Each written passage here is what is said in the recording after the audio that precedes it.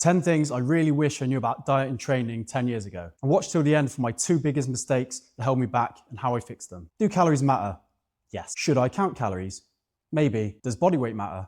Depends, but yes. Does food quality matter? Yes. Does protein matter? Yes. Is it okay to eat junk food? Yes. Does exercise matter? Yes. Does the type of exercise matter? Yes. Can you elaborate? Of course. Calories matter because even if your diet was made up of healthy whole foods that grew like plants and animals, if you eat too many calories, you might still be overweight, which is unhealthy in itself. But for some people, i.e. those who've had an eating disorder or an unhealthy relationship with food, it might not be appropriate to count calories. But for some people who have tried everything else, it might be the best way for them to learn what they should eat more of, what they should eat less of. And for some people, it might be the only thing that works. Of course, food quality matters because even if you got down to a healthy weight, if you're not eating any of the good stuff and you become malnourished, that will lead to health complications too. Protein matters because it's essential for building and repairing your body, whether you're trying to lose weight, maintain weight, or gain weight. Protein plays an essential role in keeping you healthy. For most people, supplements will fill any gaps that their diet misses. It's very unlikely that you'll get enough of the good stuff from your diet, no matter how good it is. For context, to get 5 grams of creatine a day, you'd have to eat about 7 pounds of red meat. And to get 1,000 to 2,000 milligrams of vitamin C from your diet, you'd have to eat about 20 to 40 oranges a day. For most people, I'd recommend supplementing with magnesium, zinc,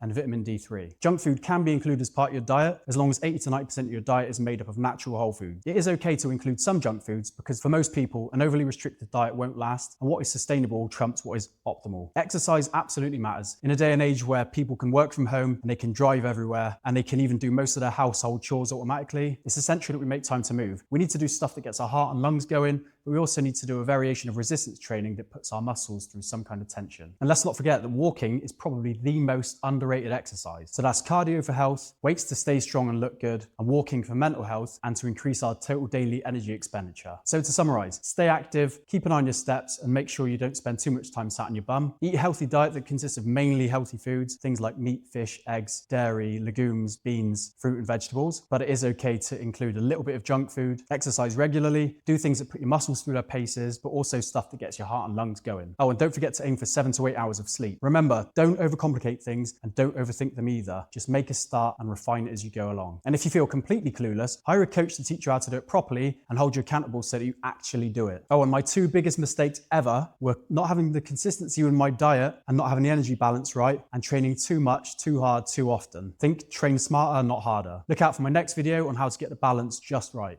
And DM the word FIT if you want some information about my online coaching program, which I've used to help loads of parents get in the best shape of their life.